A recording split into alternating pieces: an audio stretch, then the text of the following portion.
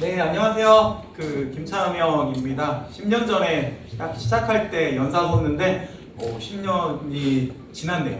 그래가지고 근데 시간도 되게 빨리 지나고 그때는 거의 완전 신규급으로 있었는데 이제는 저도 어느 정도 이제 부장급으로 있고요. 그래서 이제 학교에서 있습니다. 그 주제를 요즘 쓰고 있는 책의 이름으로 했어요. 그래서 요즘 쓰고 있는 책이 난 그래도 네가 교사를 했으면 좋겠어 이 얘기입니다. 그래서 다들 저는 그렇게 생각하거든요. 이렇게 주식이든 뭐든 저점에 잡아야지 괜히 몰랐을 때 들어가면 물리거든요. 그래서 대부분 여기 물린 사람들 많을 거예요. 그래서 항상 저점에 잡아야 된다고 저는 생각을 합니다. 그래서 지금이 맞다.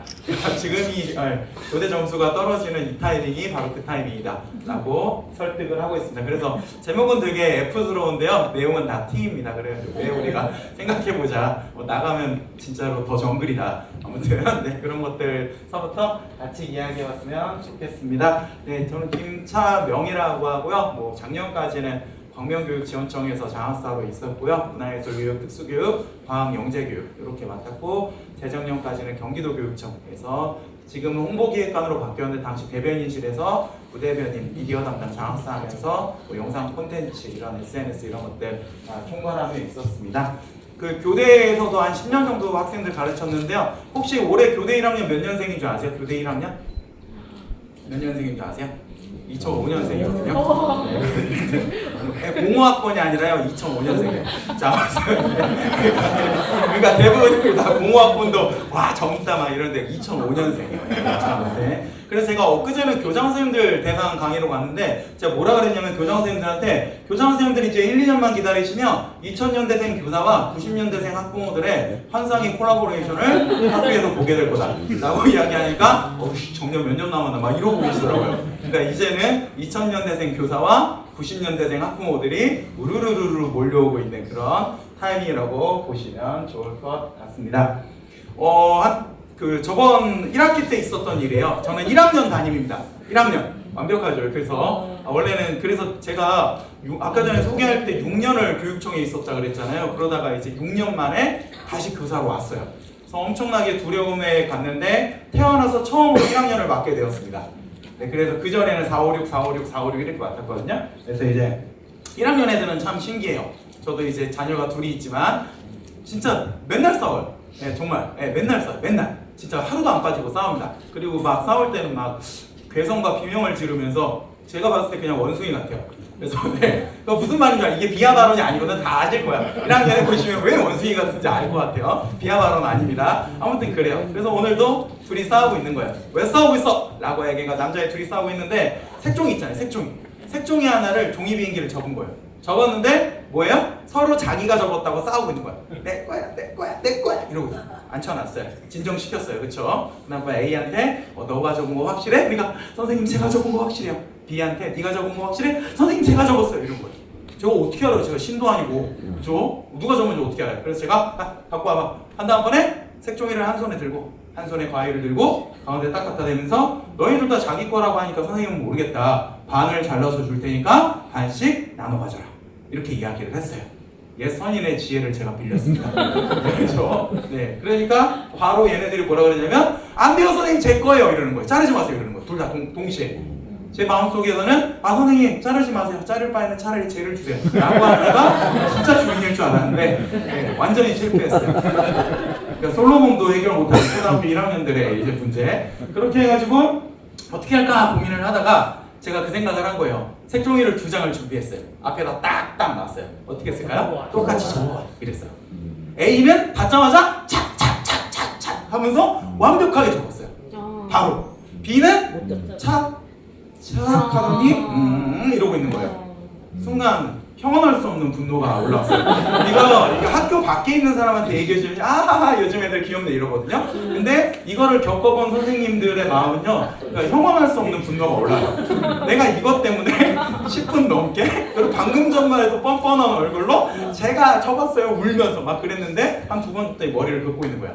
치밀어 오르면서 화를 참으면서 뭐라고 했을까요? 자, 이 상황을 너가 설명해 볼래? 이렇게 이야기했어요. 그러니까 얘가 이러더니 제게 아닌 것 같아. 이러는 거예요. 순간 올라오는 치밀어오는 화를 또 참았어요. 참으면서 안돼 이러면 아동학대 안돼 이렇게 하면서 자 해서 어떻게 하면 좋을까? 라고 하니까 친구한테 사과해야 될 것 같아요. 이러는 거예요. 사과하자. 그러니까 친구한테 사과를 했어요. 그러니까 그 다음번에 자 그러면 또 누구한테 사과해야 될까? 자 누구한테 사과해야 될까? 누구한테 사과해야 될까? 한 4번 정도 말하니까 선생님이요. 그러니까 해볼래? 그러니까 선생님 죄송해요. 제가 착각했어요. 이러더라고요. 그렇게 한 다음번에 이제 A 친구한테 뭐라고 했냐면 종이 비행기가 2개가 됐으니까 야 이거 하나 친구 줘도 될까? 라고 얘기하니까 줘도 된대요. 그래서 종이 비행기 팀을 하나씩 갖고 해피엔딩으로 끝났어요. 네, 그렇죠. 그래서 이제 이거를 해결하고 뒤를 돌아서 자리에 앉는데 그 생각이 드는 거예요. 아씨 그냥 장학사나 할 거야. 아씨 나이 40 먹고 세상에 이 색종이가 누구 색종이냐. 네, 그러고 있어요. 생각해보세요. 그러니까 갑자기 현타가 오는 거예요. 그냥 장학사나 할 거야. 이러면서 아무튼 그런 생각이 들었어요. 끝나고서 고등학교 때 친구들 둘을 만났어요. 만나가지고 친구들 뭐라 그랬냐면 친구야 나 오늘 이런 일 있었다? 그 두 친구는 사업을 꽤 크게 하는 친구들이었어요. 그래도 뭐 매출액이 막 몇십억이래요. 굉장히 커요. 그거. 그러니까 그 친구들이 그 말을 듣더니 뭐라고 했을까요? 박장대소하면서 세상에 어떻게 그렇게 쪼잔한 일을 하고 사냐. 그렇죠. 아니 물론 근데 이게 기분 나쁠 게 아닌 게 저는 그럴 수 있다고 생각해요. 그렇지 않으세요? 걔네들은 사업을 하면서 막 배고 막 이렇게 하는데 그렇게 하는데 저는 이 색종이가 누구 색종이냐 하면서 자 접어봐라 어떻게 했으면 좋겠 이렇게 이야기를 한 거예요. 근데 제가 그때 친구들한테 했던 얘기 뭐냐면 되게 쪼잔해 보이는 건 맞는데 내가 걔한테 화를 안 냈던 이유는 물론 아동학대도 있겠지만 정작 중요한 건 어떤 거였냐면 제가 판단했을 때 그거인 거예요. 제가 평소에도 거짓말을 막 하고 이런 친구면 아마 거짓말이었을 텐데 초등학교 저학년은 그거 있거든요. 자기가 자기 속이는 거. 저거 내가 접을 수 있는 것 같은데 저거 내 거일 것 같은데 저거 내 거야 이거 있잖아요. 그렇게 된 것 같아요. 제가 판단했을 때는 그리고 내가 얘한테 말하는 것들은 상당히 교육적이었다고 생각한다. 내가 너 왜 그랬어? 너 이렇게 얘기 안 하고 상황을 설명해 볼래? 자 그럼 어떻게 하면 좋을까? 자 그럼 또 누구한테 사과해야 될까? 그러면 종이 하나 더 줘. 이 모든 것들이 별거 아닌 것 같고 쪼잔해 보여도 굉장히 가치 있는 일이라고 생각을 한다 라고 하고 우리는 그런 가치 있는 누군가의 가치 있는 행동을 겪었기 때문에 여기까지 오게 됐지 않냐 너희들처럼 훌륭한 사람도 되고 이렇게 이야기하니까 끄덕끄덕 하더라고요. 그러니까 그런 것들처럼 겉으로 보는 거에는 설명할 수 없는 우리의 직업이 그런 것들이 있다라고 생각을 해요. 아무튼 그렇게 해결을 잘 했습니다. 그래서 요즘은 이런 것들을 하고 있어요. 그래서 원래는 디지털 쪽에 좀 강해서 에듀테크 막 이런 거 하려고 그랬는데 이게 1학년이니까 좀 그렇잖아요. 그래가지고 이제 또 한글을 모르는 친구가 많아가지고 맨날 그려줘요. 네, 이렇게 왼쪽은 이제 점심 먹고 들어와서 너희들이 해야 될 얘기. 이제 오른쪽은 이제 선생님을 행복하게 하는 방법. 이런 것들을 지금 그려주고 있습니다. 그러니까 왼쪽 거 같은 경우는 인스타그램에 올렸더니 조회수가 250만 이러더라고요. 깜짝 놀랐어요. 네, 아무튼 이렇게 해서 1학년은 진짜 절차적 사고 해야 되잖아요. 아세요? 5, 6학년 코딩에 나오는 절차적 사고. 자, 전부 다 일어나세요. 자, 책상을 뒤로 빼세요. 자, 전부 다 자, 물티슈 하나 꺼내볼까요? 물티슈. 자, 꺼내보자. 꺼내라고. 자, 물티슈 꺼내라고. 자, 손 이렇게 잡으라고. 이렇게. 한 손으로 잡죠. 이렇게. 자, 그 다음에 책상에 놓으세요. 자, 왼쪽 위에다 놓으세요. 왼쪽 위! 모르는구나. 이쪽. 이렇게. 자, 이런 식으로 해서 절차적 사고를 하고 있습니다. 네. 저는 이제 그 작년까지 장학사였다고 교사로 돌아왔잖아요. 돌아와서 제가 매년 하는 활동 중에 하나는 어떤 거냐면 이제 벽에다가 저렇게 테이프를 붙여줘요. 테이프를 붙여서 저기 보시면 2017년 3월, 2018년 2월 해가지고 처음에 만나는 날 아이들 키를 이렇게 재줘요. 키를 재주고서 1년 지난 다음에 똑같은 곳에다 또 붙인 다음에 키를 재거든요. 키를 재면 정말 초등학생인데 안 큰 거 같잖아요. 다 이만큼씩 커요. 1학년이든 6학년이든 다 누구나 다 이만큼씩 커요. 그러면서 설명하는 게 뭐를 설명할까요? 더 크고 더 작은 친구도 있지만 어쨌든 1년 동안은 모두 잘한다. 선생님이랑 별거 아닌 것 같고 막 그냥 하루하루 지난 것 같은데 이게 쌓이고 쌓이면 1년 동안 너희들은 진짜 많이 잘한다. 이런 이야기들도 얘기하고 학부모님들한테도 얘기를 해줘요. 그러면 아이들도 굉장히 감동적으로 받으시거든요. 그래서 부정적 사고는 이거겠지. 쌍욕이 나오겠지. 그렇죠. 여기 있는 분들도 아마 그걸 본 순간 나의 교육적인 조치가 저렇게 대단하라는 게 있겠죠. 부정적으로 사고할 수도 있고요. 또 반대로 보면 긍정적으로 사고할 수도 있어요. 이렇게도 생각할 수 있다. 그리고 씁쓸하지만 어떡해. 그래도 오늘 이 상처로 더 성장한 나. 이렇게 한 10년 전만 해도 요 생각이 좀 지배적이었거든요. 근데 제게 들었던 생각은 이거였어요.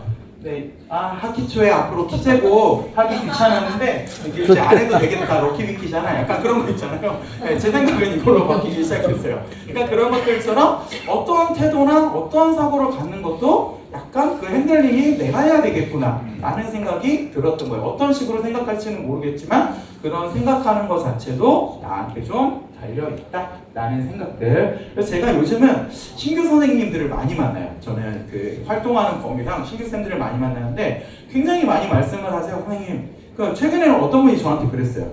선생님, 저 학부모 민원이랑 학부모 민원이랑 학생들 민원 때문에 너무 힘들어가지고 그냥 전문직 준비하려고 한다, 장학사 하려고 한다, 그렇게 얘기를 하는 거예요. 그래서 제가 거기서 뭐라고 얘기했을까요?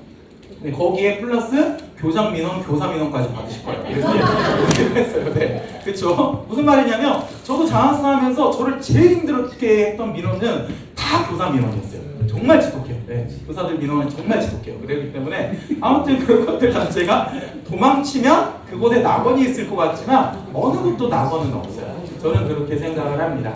선생님들 교사가 왜 힘들 것 같으세요? 교사가 왜 힘들다고 말씀하세요? 보통 교사라는 직업 여러 가지가 있겠죠. 뭐 애들이 말을 안 들어서 힘들다, 목 때문에 힘들다, 목 때문에 힘들다 이렇게 얘기하는데 저는 뭐라고 얘기하냐면 경력이 쌓인다고 해서 수월성이 담보되지 않는 공무원이라서 힘들어 이렇게 얘기해요. 무슨 말인지 알죠? 보통의 공무원은요 9급, 8급, 7급, 6급, 5급 하는 일들이 다 달라요. 그리고 보통 올라가면 올라갈수록 물론 책임과 관리는 강해지지만 실무를 안 합니다. 실무를 안 해요. 대부분 실무를 안 해요. 근데 교사는 뭐예요? 1년 차랑 40년 차랑 똑같은 일을 하는 거의 유일무이한 공무원이에요. 그렇죠. 그러니까 그런 것들이 힘든 거예요. 그런 것들은 역설적으로 어떻게 되냐면 세상이 빨라질수록 힘들어져요. 이런 직업의 특징은. 그렇죠. 당연하죠. 세상이 빨리 변할수록 내가 기존에 알던 경험과 내가 알고 있던 노하우들이 갈수록 조금씩 퇴화가 되는 거예요. 근데 옛날에는 천천히 변했을 때는 그나마 경력으로 버텼지만 이제는 갈수록 배우고 공부하고 그리고 또 마음이 굉장히 유연해져야지만 여기서 버틸 수 있다라는 생각들 하고 싶어요. 그래서 선생님들한테는 첫 번째로는 마음의 가짐, 두 번째로는 이런 유연성을 꼭 말씀드리고 싶어요. 그럼 제가 말씀드리면 어떨까? 앞으로 지금까지 10년인데 앞으로 10년이면 우리는 어떻게 버틸 수 있을까? 너무나 쉬운 건데 첫 번째는 저는 제일 많이 한 게 포기하지 않을 용기라고 해요. 저는 절대 제가 안 하는 게 있거든요. 어떤 건지 아세요? 교직 탈출은 지능순이다. 우리는 공로비다. 최소한 우리 직업을 우리 입으로 비하하지 말자. 왜 그런 말 하는지 알겠는데 최소한 저는 그렇게 비하받을 직업까지는 아니라고 생각하거든요. 그리고 또 괜찮은 직업이라고 생각을 하고 그런 거 다 떠나서 그런 것들 자조적인 말을 하는 게 뭐가 의미가 있냐. 그래서 교사 커뮤니티 같은 경우에도 이제는 들어가지도 않아요. 들어오면 제가 이렇게 살아가는 직장이 계속 무시당하는 것 같아가지고 기분이 안 좋더라고요.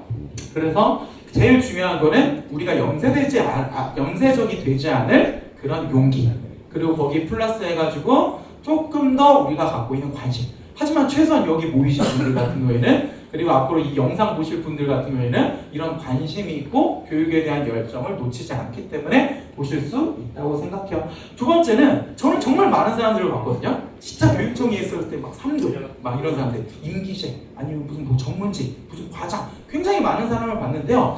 마지막에는요 결국 그 사람한테 남는 건 두 개인 것 같아요. 인성과 전문성. 인성은 잘 모르겠어요. 저도 그렇게 좋지는 않으니까 잘 모르겠는데 아무튼 전문성은 끝까지 그 사람이 마지막에 어떤 자리에 있냐에 달라지더라고요. 옛날에는 교장이 그 정년퇴임 나이가 좀 남아가지고 원로교사로 평교사로 오는 거 엄청 부담스러워했잖아요. 그렇지 않으세요? 근데 제가 알고 있는 교육장 출신 저희 세 분이 있거든요. 세 분 다 교육장이었어요. 교육장이었는데 다 뭐하고 계시냐면 지금 늘봄 기간제 교사하면서 아이들 가르쳐요. 수업도 하시면서. 근데 그런 것들이 크게 위화감이 없어요. 선생님 하면 네 하면서 막 실무하시고 막 그러시거든요. 그러니까 그런 것들처럼 이제 세상도 되게 많이 변했다라는 것들. 그래서 어떤 그 직이나 자리가 그 사람을 대변해 주는 게 아니라 그 사람이 어떤 실력을 갖고 있고 어떻게 살아왔냐 그런 것들이 되게 중요하고요. 그 다음번에 우리 하고 있는 공동체들, 전문적 학습 공동체 그리고 교원노조 아니면 교원단체 이런 단체에 가입하는 것도 굉장히 추천을 드립니다. 그리고 디지털에 굉장히 저는 아무래도 이런 것들이 지금 디지털 정책을 하기 때문에 하라는 소리가 아니라요. 분명히 우리가 교육했던 방식에서 도움을 줄 수 있는 방법도 분명히 있다. 저게 만능론이라는 소리가 아니라요. 분명히 이런 것들은 시대의 변화에 따라서 분명한 흐름 중 하나다. 그렇기 때문에 저런 것들도 필수적으로 하면 좋다고 생각하고, 그리고 다섯 번째 같은 경우는요. 많은 경험을 하다 보니까, 그러니까 내가 그동안 교사만이 전문가, 교육 전문가라는 생각이 좀 갇혀있지 않았나? 라는 생각이 들더라고요. 그러니까 웬만한 선생님보다 훨씬 더 교육적이고 더 열정적이고 그런 분들도 굉장히 많고, 그게 공교육이라는 틀 안에서 그렇게 자격증으로 모든 걸 말할 수 있나? 라는 생각도 들더라고요. 어쨌든 최고의 현장 전문가임은 맞지만 정말 다양한 사람들과 소통하고 협업할 수 있는 능력이 필요하지 않을까? 그 다음번에 뭐 우리 대원이 형 같은 경우에도 마찬가지겠지만 내가 좋아하는 거랑 직업이랑 합치면 훨씬 더 깔끔하고 좋지 않을까라고 생각을 합니다. 그래서 대충 제가 항상 일정연수나 가면 젊은 선생님들한테 추천드리는 건 이런 것들이에요. 아직까지 제가 생각했을 때는 블루오션인 부분이 좀 있네. 블루오션인 부분이 있는 교육거리다. 그래서 여기에 공부를 더 해보거나 아니면 여기에 좀 더 관심을 가지면 앞으로도 더 많은 콘텐츠도 나오고 더 많은 전문성도 생기지 않을까라고 생각을 합니다. 그리고 교대 강의할 때는 항상 3개 찝어보라 그래요. 찝어보면 뭐 주로 얘기할 것 같아요? 요즘 20대 극초반 선생님들은 주로 어떤 거 많이 고르실 것 같아요?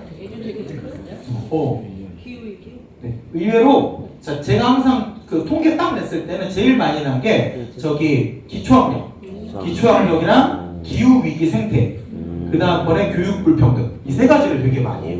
그렇죠. 의외로 20대 극초반 선생님들은 그런 이야기들을 좀 하더라고요. 아마 사람마다 좀 다를 거니까 그런 관심사는 좀 차이가 있을 것 같아요. 그래서 두루두루 관심들은 있습니다. 제가 17개 시도교육청 앞에 여기 갖고 왔거든요. 여기서 하나도 빠지지 않는 단어가 있어요. 뭘까요? 네, 한 10년 전에는 모두가 다 혁신이었는데 이번에는 미래. 네, 다 미래. 다 미래 교육을 외쳐 미래. 그럼 미래 교육이 뭘까? 라고 생각하면 전 이 정도는 돼야 미래 교육이지 않을까? 보통 그러거든요. 미래 교육이라고 말하면 뭐 디지털, 융복합 이런 얘기하는 AI 이런 얘기하는데 전 그건 아니라고 봐요. 요 정도는 되지 않을까? 교과서 중심으로 하지 말고 강의 중심으로 하지 말고 실천해라, 문제 해결해라, 예술적 흥미를 발견하는 창의적 표현 능력 길러라. 저는 이 정도면 굉장히 미래 교육이라고 생각합니다. 그래서 어떤 분이 최근에 전문직 시험 보는데 면접 때 미래 교육이 뭐냐고 질문 받으면 뭐라고 대답할까요? 저한테 물어보는 거예요. 그래서 제가 뭐라고 그랬냐면 이거 보여줬어요. 이런 게 미래 교육인데 이게 놀랍게도 1963년도 반공교육할 때 교육과정 내용. 그렇죠. 놀랍지 않으세요? 1963년도. 그러니까 1963년도 반공교육할 때도 이 정도 얘기는 했어요. 그래서 제가 생각하는 미래교육은 뭐냐? 저는 그러라고 생각해요. 말로만 했던 거를 진짜로 하는 교육. 네, 미래교육은 전 그렇게 생각을 합니다. 그렇기 때문에 다른 말로 하면 뭘까요? 실천이라고 이야기할 수 있죠. 그래서 저는 오늘도 실천교사와 함께합니다. 감사합니다.